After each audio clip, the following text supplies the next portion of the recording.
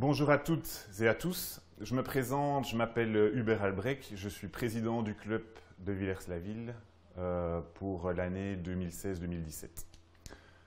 Mon objectif à travers cette présentation est de partager avec vous mon expérience personnelle par rapport à la façon d'envisager son année de présidence. Mais avant de rentrer dans le vif du sujet, je voudrais remercier deux personnes. La première, c'est Benoît Terburg, sans qui cette vidéoconférence n'aurait pas pu avoir lieu. Et la deuxième, c'est Nathalie Heugebart, notre gouverneur 2016-2017, qui a accepté le défi de mettre les nouvelles technologies quelque part à la disposition du Rotary. Ça veut dire quelque part que le Rotary évolue avec le temps et c'est une très bonne chose. Juste encore un petit point avant de rentrer dans la présentation. Si je ne suis pas parmi vous simplement aujourd'hui, c'est non pas que je n'avais pas envie de présenter les slides devant vous, mais c'est simplement que je suis papa d'une petite fille qui a 4 ans et d'une autre qui a 5 mois et j'avais des obligations auxquelles malheureusement je ne pouvais pas déroger. Voilà. Un point important maintenant, c'est que voilà, on est tous dédiés pour l'année 2016-2017 à être président de club. Il y a des règles du Rotary qui ont été établies, mais il faut savoir que chaque club est différent. Chaque club est différent par-delà le nombre de membres. Vous avez des clubs de plus de 60 personnes, des clubs de plus de 50 personnes. À Villers-la-Ville, on a un club qui a une moyenne de 25 personnes. De part de là aussi la mixité du club. Voilà. Il y a des clubs qui sont mixtes, il y a des clubs qui ne le sont pas. La gestion du club est différente aussi par rapport à ça.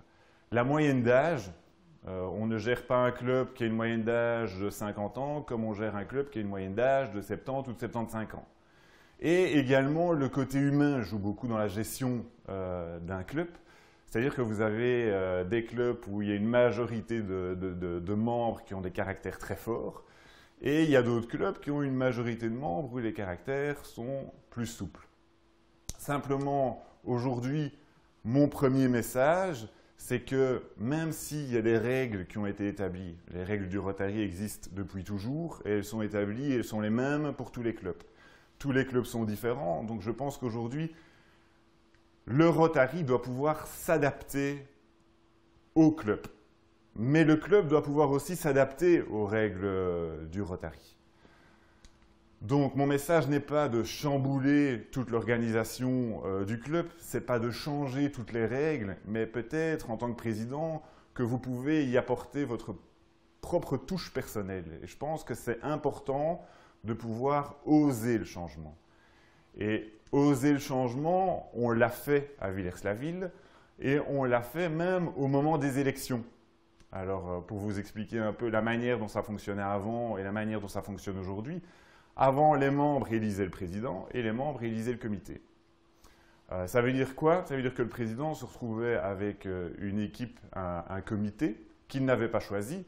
Et dans ce propre comité, on retrouvait des personnes au secrétariat qui n'avaient peut-être pas envie d'être secrétaires, des personnes au niveau de la trésorerie qui n'avaient pas envie d'être trésoriers. Donc, en fait, le président se retrouvait avec une équipe une équipe qui n'était pas efficace. Et moi, je n'avais pas envie de cette problématique-là. Je suis, comme je vous l'ai dit, papa d'une petite fille qui a 5 mois, d'une petite fille qui a 4 ans.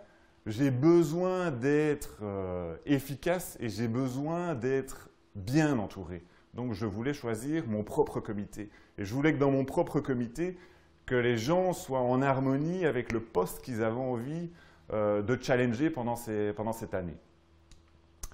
Donc, mon deuxième message, c'est qu'il faut pouvoir extraire le meilleur de chacun des membres de votre club. Parce qu'un président, il n'existe juste pas tout seul. Un président n'existe pas seul, un président existe à travers son équipe. Et une mauvaise équipe, ou en tout cas une équipe qui n'est pas efficace, va vous amener plein de complexités et plein de difficultés pendant votre année de présidence. Donc, n'hésitez pas aujourd'hui à interroger les membres de votre équipe pour savoir ce qu'ils ont envie de faire.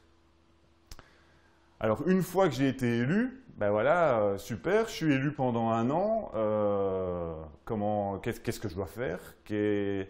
Quels sont les objectifs? Qu'est-ce que j'ai envie de faire? Je me suis posé cette question-là. Et au bout du compte, j'avais deux manières différentes d'anticiper ou d'envisager la présidence de mon club. Alors, soit je visais la sécurité et la continuité du président sortant, soit j'avais envie d'aller un peu plus loin dans la réflexion et de me poser la question, enfin, en tout cas d'essayer de répondre au mieux aux besoins du club. Et c'est dans cette direction-là que j'avais envie d'aller. Pourquoi? Parce que comprendre votre club, comprendre le club, vous permettra de définir des objectifs qui sont en totale adéquation avec votre club. Ça va vous permettre de fédérer vos actions, de fédérer les activités du club et de rassembler les gens du club autour de votre présidence. Sans ça, je pense que c'est juste pas possible d'avoir une année de présidence efficace. Alors voilà, c'est bien beau, mais comment avoir le soutien du club? Voilà, je me suis posé cette question, je me suis dit, voilà, j'ai peu de temps devant moi, il faut que je sois efficace et il faut que les gens qui sont avec moi aient envie d'être avec moi. Donc, j'avais deux approches différentes. La première approche, c'est de partir de certains constats personnels. Je me suis posé la question, je me suis dit, mais tiens, quelles sont les forces, les faiblesses du club? Et je me suis même focalisé principalement sur les faiblesses. Et je me suis dit, ben voilà, je suis membre du Rotary de Villers, je pense maintenant depuis un peu plus de 5 ans. Et je me suis dit, mais tiens, le temps consacré. Alors, la faiblesse du temps consacré. Il faut savoir qu'aujourd'hui, chaque personne, chaque membre du club consacre environ un demi-mois sur l'année pour le Rotary. Alors, je mets là-dedans les réunions statutaires, je mets là-dedans les réunions de comité, les activités du club, le voyage du club. On consacre un demi-mois sur l'année. C'est juste énorme de consacrer 15 jours entiers, 8 heures par jour sur l'année pour le Rotary. Ensuite, le coût du Rotary. Alors, on est tous des bénévoles, mais pire que ça, c'est qu'on est des bénévoles et que le Rotary coûte quelque part de l'argent. On consacre un budget non négligeable d'une moyenne de 1 800 € sur l'année. Enfin, dernier point, c'est l'image du Rotary. Ce qui est quelque part un peu frustrant et un peu dingue, c'est qu'on est tous là en tant que bénévoles, on est tous là pour faire des actions sociales, locales, de faire plaisir aux collectivités locales et internationales. Et c'est qu'aujourd'hui, moi je constate une chose, c'est que l'image du Rotary, en tout cas, n'est pas celle que j'imaginais. Pourquoi? Parce qu'on a une image peut-être un peu élitiste. C'est un peu compliqué de rentrer dans un club de Rotary. Elle a une image un peu vieillotte. Voilà, il n'y a pas beaucoup de jeunes dans le Rotary. Et on est peu reconnu, ou en tout cas jamais assez reconnu dans la localité. Donc ça, ce sont les constats que j'ai pu tirer, en tout cas les faiblesses que j'ai tirées de notre club.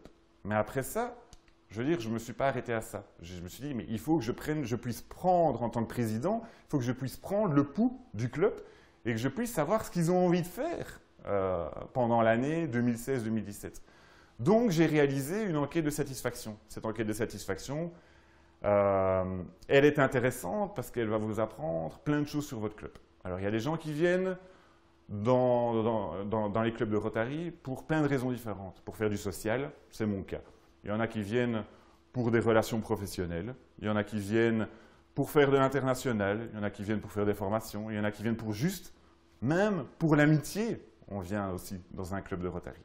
Et donc c'est important de connaître les raisons pour lesquelles vos membres viennent aux réunions statutaires. En plus de ça, vous avez une série d'activités.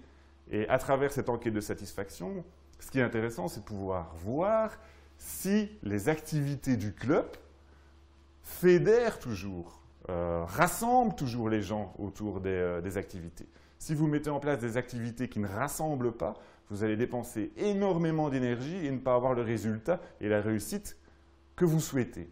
Donc je pense que cette enquête, elle est juste primordiale. En tout cas, moi j'estime qu'elle est primordiale.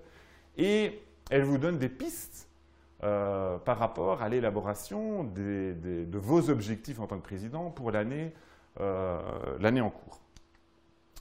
Alors, un peu plus concrètement, là où on se trouve, en tout cas aujourd'hui à Villers-la-Ville, j'ai pris j'ai pris une vision globale de ce qu'on faisait. On fait du social, de la communication, du lucratif, de l'international et de la jeunesse. Voilà. Aujourd'hui, au Rotary de Villers-la-Ville, on fait un peu de tout.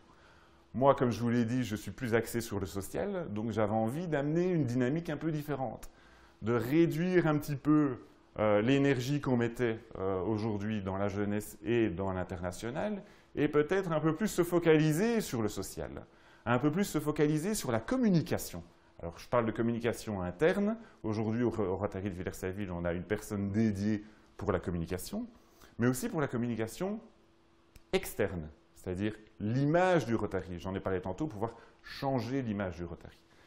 Et également, elle est lucrative. Je veux dire, on ne sait pas être président d'un club de Rotary sans avoir une activité phare qui rapporte de l'argent pour nos bénéficiaires locaux, pour faire du social quelque part. Alors, concrètement, par rapport à tout ça, comme je l'ai dit précédemment, le Rotary est une organisation humanitaire internationale. On est tous des bénévoles. On offre notre temps, on offre nos compétences pour répondre aux besoins des collectivités locales et pour répondre aux besoins des collectivités même internationales. Alors moi, là où j'avais envie vraiment de mettre l'accent, c'est sur le premier point, soutenir et renforcer les actions locales. C'est quelque chose qui me tient à cœur. Plus que de soutenir et renforcer les actions internationales, même si on le fait également. Un deuxième point, améliorer l'image du Rotary en local. Améliorer l'image de votre club en local. Maximiser l'efficacité de notre temps. Comme je vous l'ai dit, on passe 2 semaines minimum sur l'année pour le Rotary. Il s'agit d'avoir des réunions hebdomadaires efficaces.